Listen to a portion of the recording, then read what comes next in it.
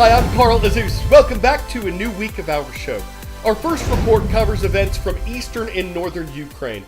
On Friday morning, a missile struck a train station in the eastern Ukrainian city of Kramatorsk. There were thousands of people estimated to be there at the time, waiting on trains to evacuate the war-torn area.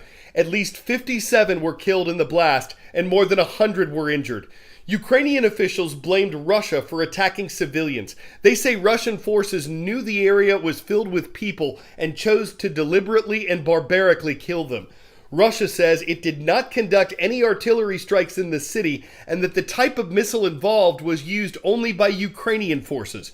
The attack took place as Russia reportedly planned a major military operation to take over territory in eastern Ukraine. Before it invaded the country, Russia recognized two areas in this region as independent. On the day of their invasion, February 24th, Russian forces took over the Chernobyl nuclear power plant. It's located in northern Ukraine, not far from the nation's capital. It's the site of the worst nuclear accident in history.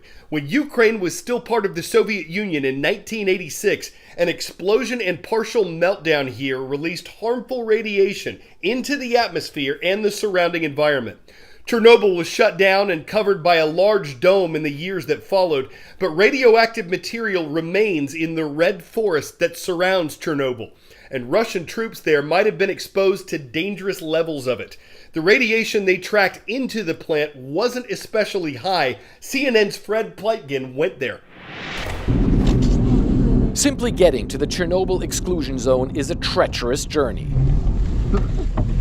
Many streets and bridges destroyed, we had to go off-road, crossing rivers on pontoon bridges. Finally, we reached the confinement dome of the power plant that blew up in 1986, the worst nuclear accident ever.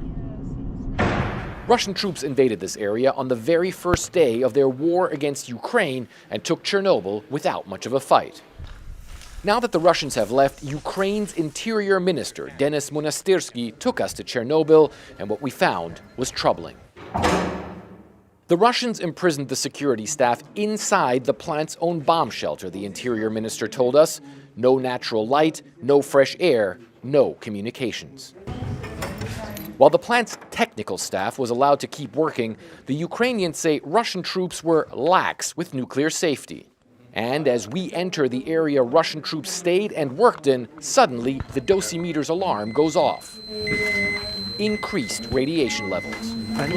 They went to the Red Forest and brought the radiation here on their shoes, this National Guardsman says. Everywhere else is normal, only this floor is radioactive. I ask, everywhere is okay, but here is not normal? Yes, he says, the radiation is increased here because they lived here and they went everywhere. On their shoes and clothes, I ask? Yes, and now they took the radiation with them. Let's get out of here, I say. The so-called Red Forest is one of the most contaminated areas in the world, especially the soil. The Ukrainian government released this drone footage apparently showing that the Russians dug combat positions there. The operator of Ukraine's nuclear plants says those Russian soldiers could have been exposed to significant amounts of radiation. We went to the edge of the Red Forest zone and found a Russian military food ration on the ground. When we hold the dosimeter close, the radiation skyrockets to around 50 times above natural levels. 10-second trivia. What is the most populated city in China? Beijing, Shanghai, Shenzhen, or Hong Kong? Beijing is the capital, but Shanghai is China's most populous city with more than 28 million people living in the metropolitan area. Chinese President Xi Jinping recently praised his country's strict COVID policy, calling it a great success. Many people in the city of Shanghai would disagree. China has kept the goal of trying to eliminate COVID cases altogether, while most other countries have adopted policies of living with the virus, treating cases of it without shutting down. The major coronavirus version that's circulating right now is believed to be less severe and less deadly than previous versions, but China has maintained a zero COVID strategy that's so strict it might have contributed to problems with getting basic supplies into Shanghai. On Saturday, the local government allowed certain e-commerce deliveries to start again. Workers stack a truck with bags of food and supplies to deliver to people locked down in the city of Shanghai. But this shipment was made more than a week ago, and residents say resupplying China's most populous city of 25 million people is a logistical nightmare. Much of Shanghai has been confined to their homes because of a severe COVID-19 outbreak in the city. And people are complaining that stores have run out of food and it's nearly impossible to schedule deliveries because couriers can't keep up with the demand. One man in Shanghai documenting the shortages on Twitter says, "We had 3 deliveries that were booked to deliver today. All 3 were cancelled."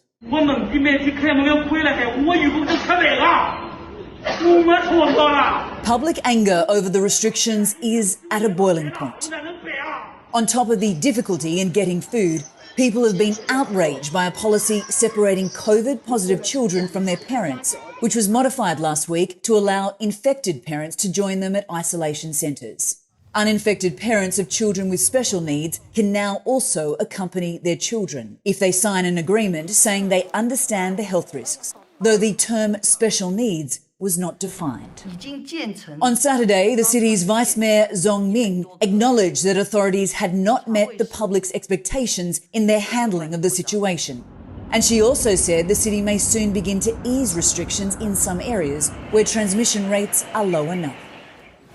We've talked about how NASA wants more private investment in the International Space Station before the orbiting laboratory is taken down and destroyed in 2031. A Texas company called Axiom Space is involved here. It books rocket rides, training, and flights to the ISS for anyone with the, quote, tens of millions of dollars it costs for a seat. Axiom, SpaceX, and NASA just sent 3 paying customers plus 1 former NASA astronaut to the orbiter. It's a first for people who aren't currently government space employees, but they don't want to be called space tourists. Here's what they'll be doing on their 10-day mission.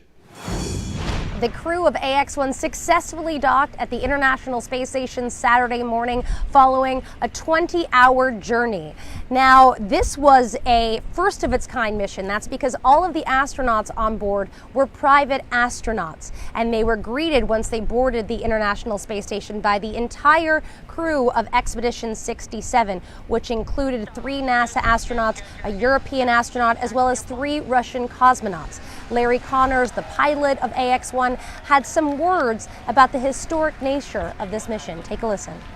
We're here to experience this, but we understand there's a responsibility, and the responsibility is for this first civilian crew to get it right.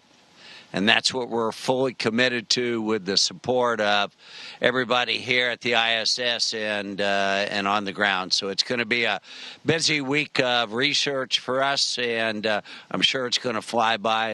And it's going to fly by because they will be very busy on station. They're not just taking in those breathtaking views. They'll be conducting over 100 hours of scientific experiments, doing 25 different experiments, one on hologram teleportation, which is essentially a fancy way of saying a 2-way video dialogue, but also doing research into aging, as well as brain health and cardiac health. So a very busy 8 days on station before they splash down here next week. Rachel Crane, CNN, Cape Canaveral, Florida.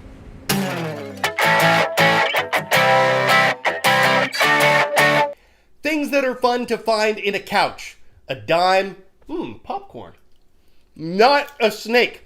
But this is what a man in San Diego recently found coiled up in his couch. A 7-foot-long Vietnamese blue beauty rat snake. It's not venomous, but it can pack a painful bite. So the homeowner, who is described as pretty frantic, called a snake removal company to evict the uninvited house guest. No one can explain how or why the animal wound up in a sofa. If you're a coil at a coil found so far out of soil and it spoils and foils or taxes your plan to relax, it's time to call one who extracts and hope he gets there right away to strike the problem and viper away before it slithers astray. No one wants to battle or rattle. You trip and fall, it could cause trouble when you'd rather it be in a purse or wallet. I'm Carl Izzers. Maybe it makes sense we're shouting out Medical District High School today. It is in Memphis, Tennessee, and we hope to CNN Tennessee all y'all again tomorrow.